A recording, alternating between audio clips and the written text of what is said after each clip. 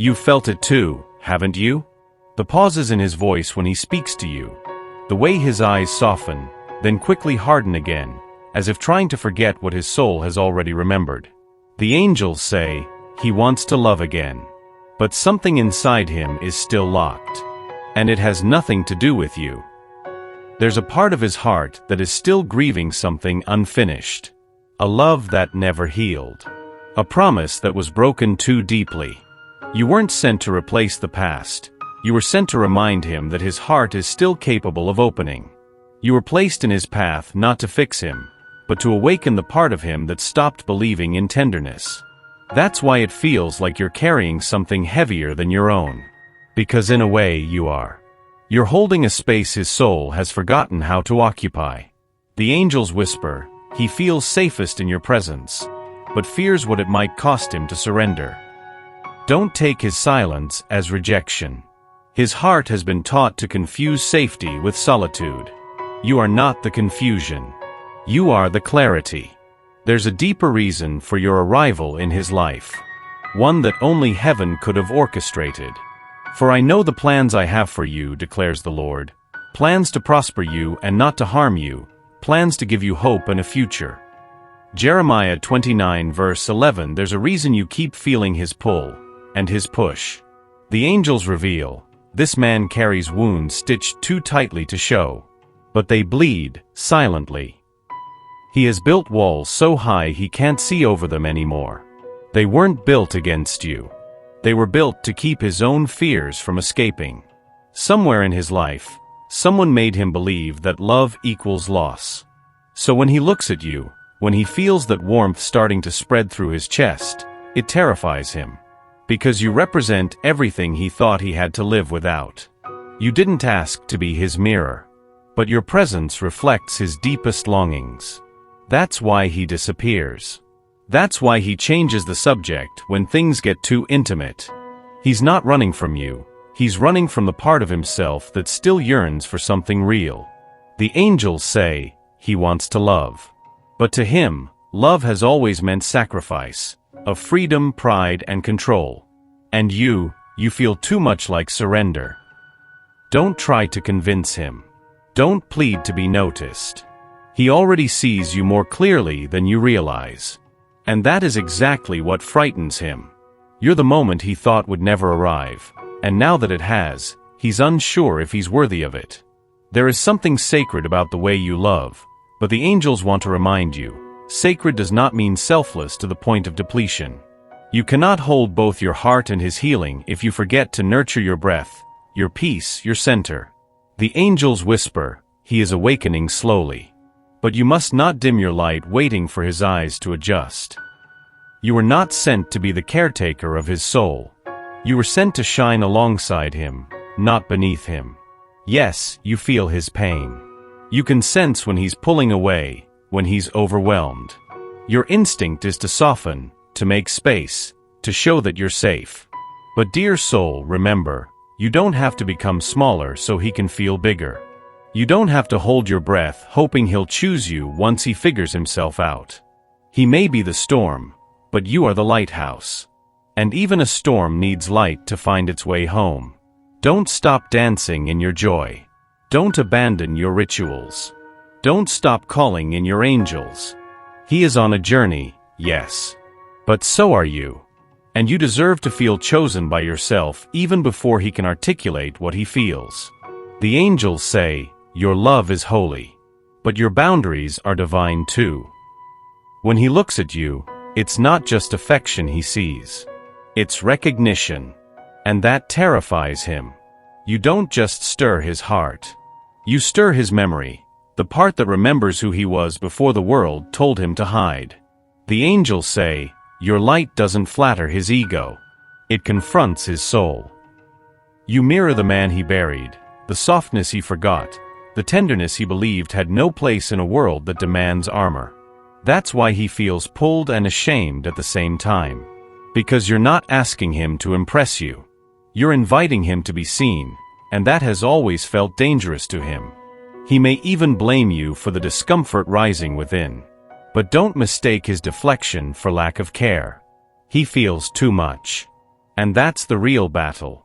He can't unsee what he sees in you. And he can't unfeel the parts of himself your presence activates. The angels whisper, every time you speak with truth, he hears his own silence echo back. You are not here to heal him. But by being fully yourself, you give him a reason to stop pretending. Keep your essence steady. It is already doing more than you know. There's something shifting in him, something even he can't explain. A stirring beneath the surface, a softness he thought had turned to stone. The angels say, your presence has cracked something open. He is not who he was before he met you. He's noticing you in moments he used to move through numb. A scent, a phrase, a silence. They bring him back to thoughts of you, and he's starting to ask himself why. Why does your name feel like warmth in his chest? Why does the memory of your voice calm storms he hasn't named aloud? Why does the idea of losing you feel heavier than he expected? This is what awakening feels like. Not loud, not dramatic, but deep, real, unstoppable.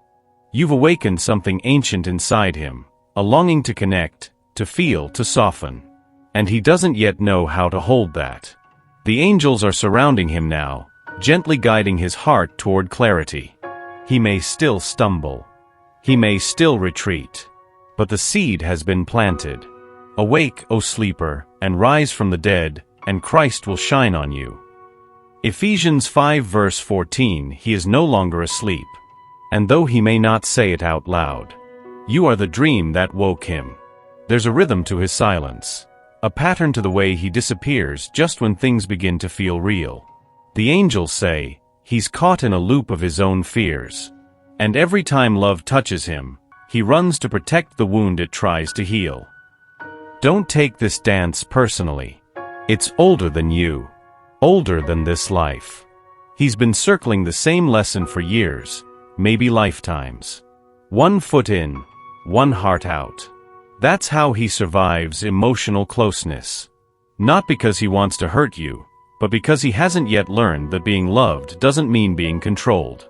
Every time you get close, the fear whispers, you'll lose yourself.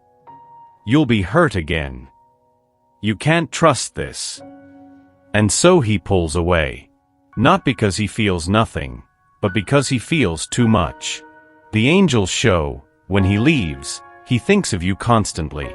When he returns, it's because he couldn't bear the silence between your souls. You're not crazy for sensing the invisible thread that always pulls him back. You're not naive for believing this love is real. It is. But it is also fragile.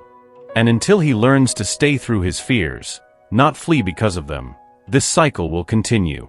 But know this, love never leaves empty-handed. Every return carves the path a little deeper. You didn't need to fix him. You never tried to. You simply loved, and that was enough to shift everything. The angels say, your love has become a balm to his spirit. Not because you cured him, but because you never asked him to be anything but real.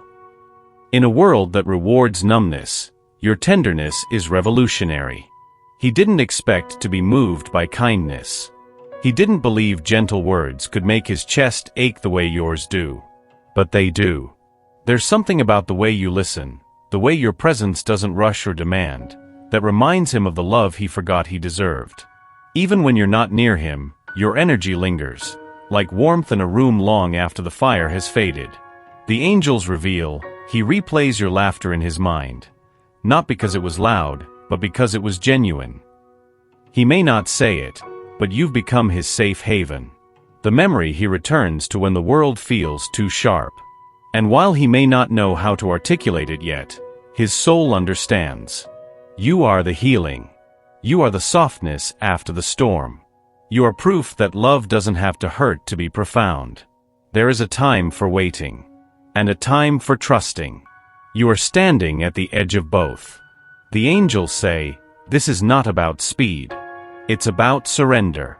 What is meant for you is not lost, it is being prepared. He may seem still uncertain. Life around you may appear unpredictable. But above it all, something greater is orchestrating every step. You were not placed in his life by chance. This connection was defined long before either of you could express its name. Even the delays are sacred. Even the distance is woven with divine timing. You're not late. You're not being forgotten. You are being embraced by hands that shape stars and stories alike. The angels show you both signed this soul contract long ago. To find each other, awaken each other, and become more than what the world expects. This is a guided unfolding. It's okay if you don't see the full picture yet. He doesn't either. But heaven does. Trust in the Lord with all your heart and lean not on your own understanding. Proverbs 3 verse 5. The path may not be clear, but the love is real. And it's leading you both home. He wants to open up. He truly does. But every time he tries, his past shouts louder than his hope. The angels say, his heart remembers being broken. And now, it trembles at the thought of being seen again. You've given him space. You've offered safety. Still he hesitates, not because he doubts you, but because he doubts love itself. There's a boy inside him, still curled up in the corner of an old goodbye. Still echoing with the memory of not being enough. You, dear soul, are a reminder that love can look different. That presence can feel like peace. That not every story ends in loss. And yet, that same possibility terrifies him. He's afraid to need you. Afraid that admitting he cares would make him powerless.